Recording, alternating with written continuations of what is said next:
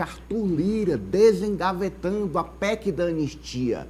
Uma PEC que garante anistia a partidos políticos que não cumpriram com regras eleitorais, como a participação e o financiamento de campanha de mulheres e de negros. A matéria está na pauta de votação da Câmara. Veja com o Rani Veloso, de Brasília. Boa noite, Rani. Boa noite, Ananias, a você e a todos que nos acompanham direto de Brasília. Bom, a Câmara dos Deputados ali, orquestrada por Arthur Lira, não cansa de votar polêmica. Semana passada, a PL do aborto. Hoje, em cima da hora da pauta, depois da reunião de líderes, Arthur Lira apresentou ali um texto aos líderes em que prevê a votação da proposta de emenda à Constituição da anistia aos partidos que não respeitaram as regras do jogo nas eleições de 2022, sobretudo aqueles que não respeitaram as vagas destinadas obrigatoriamente às mulheres e aos negros. A proposta também conta com uma espécie de refis para refinanciamento das dívidas tributárias dessas siglas que apoiam massivamente a proposta, desde o PT de Lula ao PL de Bolsonaro. Apenas PSOL e Novo demonstraram posições contrárias. Lembrando que essa proposta eles tentaram votar no ano passado por 3 vezes na comissão especial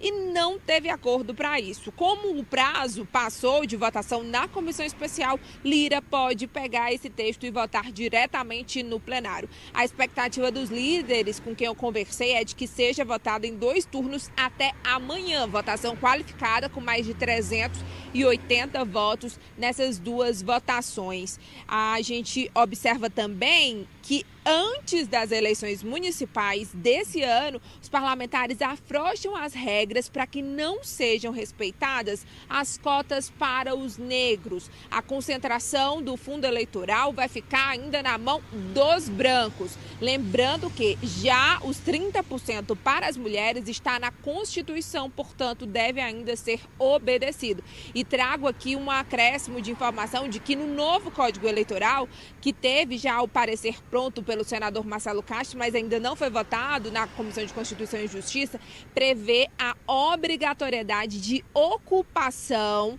de 20% das vagas ali nas câmaras, nas assembleias e na Câmara dos Deputados por mulheres. Então, essas vagas vão ficar ali separadas, devem ser ocupadas por mulheres. A gente vai ficar acompanhando aqui a votação dessa proposta, que sim é polêmica, porque vai dar aí o maior perdão de dívidas para esses partidos e abre aí a porteira para que eles continuem desrespeitando essas regras e desincentivando pessoas como mulheres e negros a não participarem desse processo democrático. É isso, Ananias. Eu fico por aqui. Boa noite para vocês e até amanhã.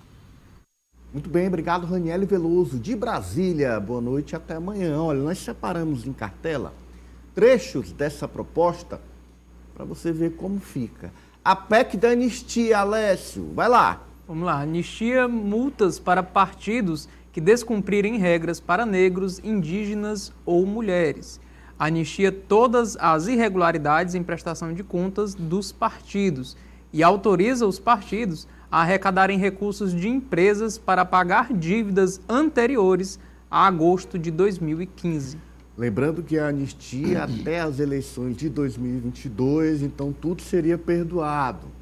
E, além disso, os partidos ainda poderiam buscar recursos de empresas privadas para pagar dívidas anteriores a agosto de 2015.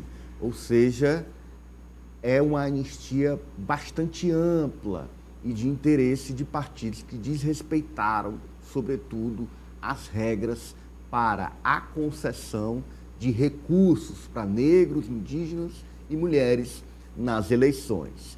Para mulheres, se você ter uma ideia, a regra para negros, para você ter uma ideia, a regra ficaria de 20% para pretos e negros e 80% para os brancos, daqueles recursos do fundo eleitoral e do fundo partidário.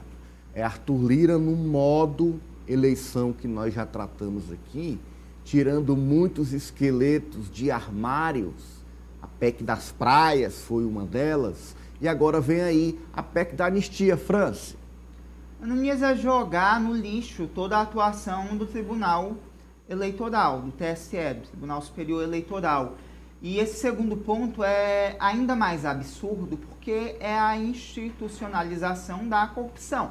Seria, porque aqueles partidos que têm problemas com a prestação de contas, contas inclusive julgadas irregulares, em que o Tribunal Superior Eleitoral imputou uma multa, um ressarcimento ao erário público, também seriam perdoados com essa PEC da anistia.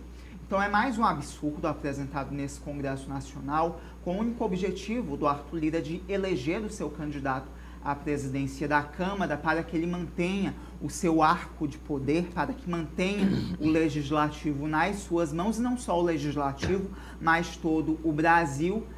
E passou do ponto, Ananias. Se essa PEC for aprovada, se ela for autorizada, é enterrar de uma vez por todas o trabalho primoroso que a Justiça Eleitoral tem feito em combater irregularidades dos partidos políticos no Brasil. E não são poucas irregularidades, são diversas irregularidades.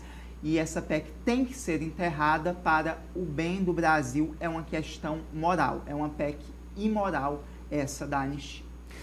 Osmando, o presidente da Câmara, Arthur Lira, anunciou também agora há pouco que aquele PL do aborto que nós tratamos aqui no dia de ontem vai ficar para o segundo semestre. Vai ficar diante da ampla repercussão negativa. Lira anunciou a formação de um grupo de trabalho para, em agosto, voltar a discutir a proposta. Não foi como esperavam os autores da proposta, que queriam apreciação rápida com urgência na casa. Isso devido à pressão popular. É um caminho para esse projeto da anistia também? Eu acho que ele não quer demonstrar que a iniciativa fracassou e, por isso, ele cria o tal grupo de trabalho. Quando ele quer emperrar, quando ele não quer que a coisa ande, ele cria o grupo de trabalho. Mas eu acho que, de qualquer sorte, tira isso do momento, tira isso da pauta, tira isso da mídia, tira isso da apreensão popular momentaneamente, mas não devemos esmorecer, a sociedade não deve se desmobilizar, tem que ir para a luta, porque isso está demonstrado que só gente na rua, só povo na rua, só protesto, só voz alta, só grito, só intolerância com o que não deve ser tolerado pode fazer com que as desgraças não aconteçam da noite para o dia. Mas eu vejo que essa decisão do Arthur Lira, ela tem muito, essas decisões dele todas, inclusive de lançar esse perdão aí para os partidos que desrespeitam as regras eleitorais e que por isso foram multados e punidos. Ela tem um sentido também de jogar fumaça sobre uma decisão importante que o ministro Flávio Dino está levantando no Supremo Tribunal Federal, que é uma audiência pública convocada para o dia 1º de agosto, para que haja uma conciliação real em torno da questão do orçamento secreto. Por que isso? Porque o ministro Flávio Dino não está convencido, e ele deve ter razões de sobra para isso, deve ter comprovações de sobra para isso, para pensar dessa forma, que o orçamento secreto, de fato, tenha deixado de existir.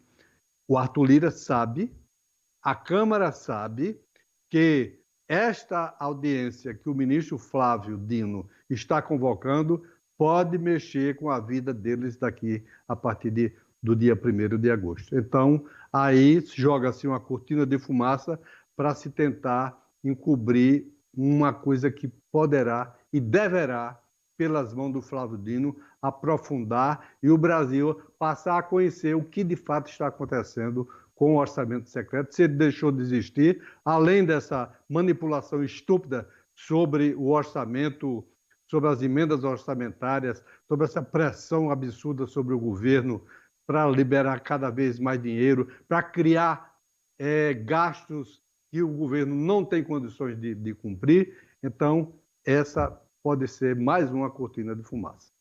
Aí, questões da Câmara, a Câmara que está com sua pauta a cada semana sendo de grande repercussão. E a gente está vendo Arthur Lira em reta final de mandato em modo reeleição, ou em modo fazer o seu sucessor no comando da casa e aí tirando essas pautas do armário. Importante a gente acompanhar, porque muitas são polêmicas e muitas são retrocessos para o nosso país. Bom, agora a gente muda de